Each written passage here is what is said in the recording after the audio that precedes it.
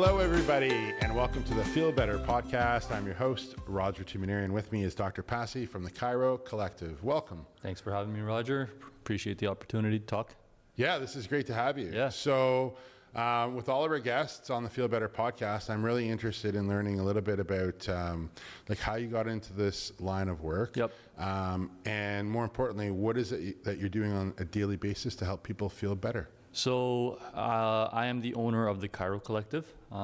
It's a chiropractic and massage clinic that we started up last year in April. What we do, chiro massage, typically chiropractors are known for the crack, pop videos and all that. Yeah. We do a little bit of that, but that's honestly just like a small piece of what we do. I'm big on lifestyle modification to help improve whatever the case may be, low back pain, neck pain, or whatever the case may be. But now I want to take that to another level. Eventually, once I kind of get my feet under me, I want to take that to almost like a coaching type of thing, where we are targeting things like diabetes, heart disease, hypertension, with things like lifestyle modification. Chiropractors are typically known as like musculoskeletal specialists, which is great, and I love that stuff as well. But there's like an untapped market that we can take advantage of by pushing a lot of the lifestyle modification and things you can do on your day-to-day basis to make your life better. That's what I want to attack in the near future. But for now, a lot of manual therapy, a lot of exercise prescription, that type of stuff is kind of what we specialize in. I think we're at a time in human history where people are lazier than ever. They don't move as much as they used to move. And that's, I think, in my opinion, a function of us being attached to our phones all the time. I drove by a bus stop, no joke, last week, and 3 of the 4 people who were waiting for their bus, not only were they on their phones, but they were crumpled down on the concrete because there was no grass. In the most whatever comfortable position they could get in, but it was somewhat contorted, so they could look at their phones with the most ease possible. So they didn't have to utilize their bodies to stand up and look at their phones. Now, my question to you is, because everyone's doing this, that's not a normal human position for us to be in. Are you finding that there are more people who need your help because of certain, and I don't want to blame it all on phones, that's not fair, but because of their lifestyle choices or just their lifestyle in general? I don't know if it's the phones, but I think the recent like post-COVID world where people are working a lot from home, that has a big impact. People have a greater demand on them from work. And as a result, they're sitting for extended periods, taking meetings all day. So like you said, they're just not moving. And that's the biggest thing I recommend people is like even every 10 to 15 or every hour, 45 minutes, if you can get up for like 2 to 3 minutes, walk around, move around a little bit, it'll make you feel a lot better throughout your day if you're able to do that. Now, the issue with that is you have to create a habit. Right. And that's where it's a problem in terms of people committing to it, because it can really become a snowball effect in both a positive and a negative manner. You start doing it regularly, and it's like, okay, you get that ball rolling. But if you miss a couple, it's easy to be like, you know what, I'm just gonna do my thing. You know what I mean? So that building of a new habit, that development of a different like schedule, almost staying on that schedule, is where people have the most trouble in my opinion. The phones, I have, especially like the younger kids, like they're just literally just looking down at it all the time. How much of an issue that is, I'm not sure, because the spine is meant to move. We get caught up, and a lot of our patients, they come in and they say, oh, I have this like bad posture, and they'll do one of these. Right. And when the thoracic spine, the mid-back area is actually designed to flex and extend. So it's not a problem that you're in that position. It's a problem that you're there like without knowing you're there. Right. Because then you're unconscious at unconsciously, that point. and then you don't have the power to change it. Right.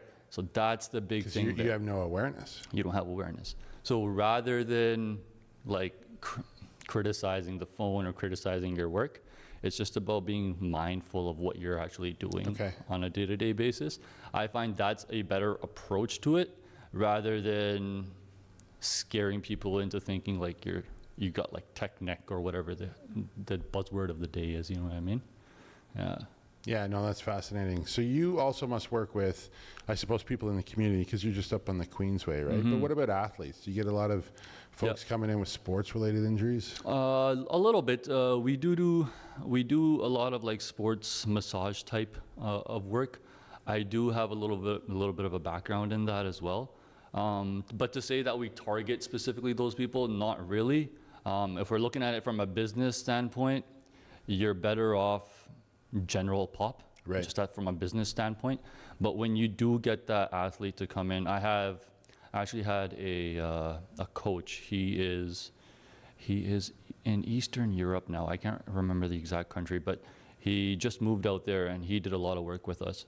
So from time to time, you get the athletes. I have a couple of guys that play D1 basketball in the States that come in, but majority of it, people working on desks, that type of thing, hurt their lower back picking up their kid, that type of thing is a lot more common than the athlete per se. But that would be something that I like. It's all not to say that it's boring working with Gen Pop, but the athletes offer you a different type of a challenge. It is a little more fulfilling than just the general Gen Pop stuff. It's a lot more. It's just, I guess, more fulfilling. This is a lot more fun to work with, because of the makeup of that athlete, right? Yeah. Okay, that's pretty interesting. Yeah. So, what inspired you to get into this field? So, for me, it was a back injury when I was in the gym 20 years. I was 21, just lifting, probably not doing the best thing for my body. But I hurt my back lifting some weights, and then it got better, but it was never like 100%. About a year later, one of my buddies, he had just graduated Chiro school, and shout out Navjot Sekhon from Infinite Motion. I love that guy. But he asked me one day, he was at the gym, and he asked me one day, oh, why don't you just come shadow me? Because I was talking to him, I don't really know what I want to do, the usual like 22-year-old questions, right? And he's like, why don't you just come shadow me and we'll see what happens. So I went in, I saw what he did. I really enjoyed what he did. And then one day he was just like, hey, let me do a session on you. He didn't have any patients, so he's like, I'll put you on the table. So he worked on me. And literally after that session, I was like, I have to be able to do this. Cool. Yeah. And the instant relief and the long-term, like that pain never came back. That was like, wow, you could do this. Like, this is something that I can actually do. And I want to give this feeling to other people just to be free of pain and discomfort and all that.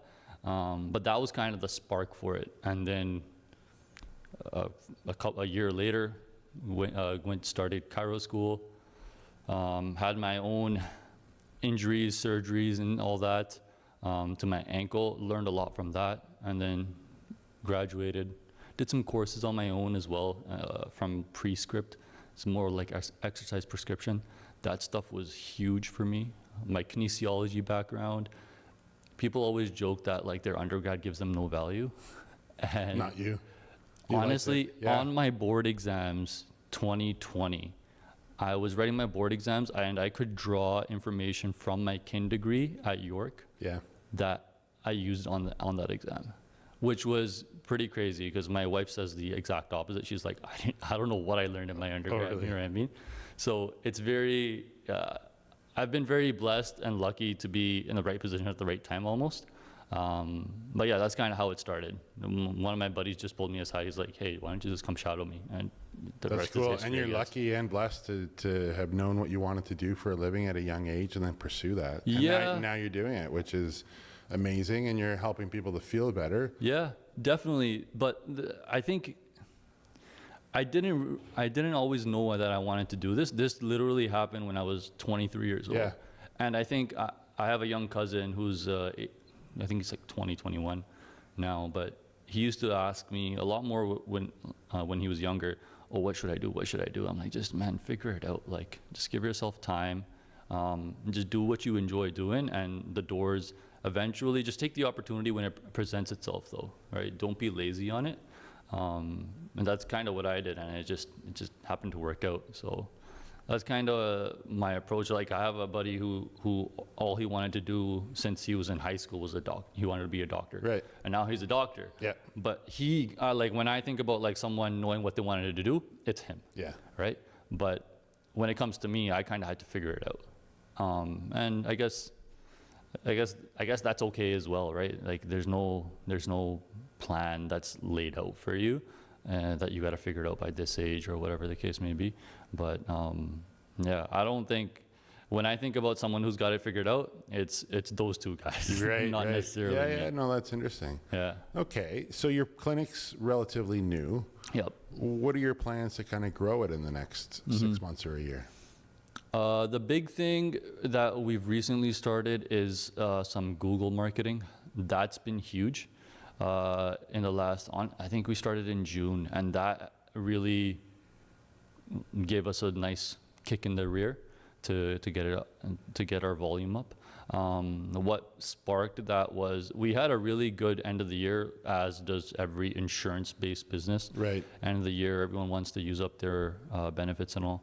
But typically, so I've been practicing since 2020. Okay. So usually what you see in the wintertime in January, February, March is a little bit of a decline. And so that's what I was expecting, and I was honestly scared of coming into 2025. Yeah. Because we started in April 2024. November, December of 2024, fantastic. January, I'm expecting a decline. January, we actually matched numbers that we did in December. And then we went January, February, March, where it was pretty like level, which was fantastic, because I was extremely happy with that, because I was expecting a little bit of a decline. And so when that happened, I was like, okay, April comes around, May comes around, we start to see a little dip. And then that's when I guess it was like panic mode for me. And I was like, okay, we need to figure out something to do. Looked into a couple different avenues. Went down the Google marketing road. That helped out a ton in June, July, August. So far, it's been pretty good. Things really shot up. Yeah. So it was great that way. So that's one thing that I'm continuing to do. Social media, man, social media is tough. The consistency that it requires. Yeah.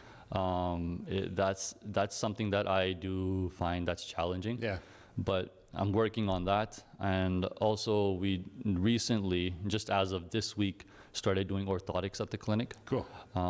So that I think will help bring some people in as well. I'm not the biggest fan of orthotics, but for the right person and the right situation, it's a great tool. So I wanted to include that as a part of the package that we offer at the Chiro Collective. Very cool. Yeah. So if people want to find out more about you and the Chiro Collective, where should they look? Yeah, so we are at 2305 Stanfield Road in Mississauga, Ontario. It's literally like 7 to 10 minutes from the studio. And it's unit number 67. The Chiro Collective Miss on Instagram, and our website is thechirocollective.ca, and you can check us out there. If you guys have any questions, concerns, or anything, you can call us at 647-514-8708. Great. Yeah. Well, thank you for joining us. Thank you It for was having really us, nice Roger. to have you. Thank you. And thank you for joining us on the Feel Better podcast. We'll see you next time. Bye for now.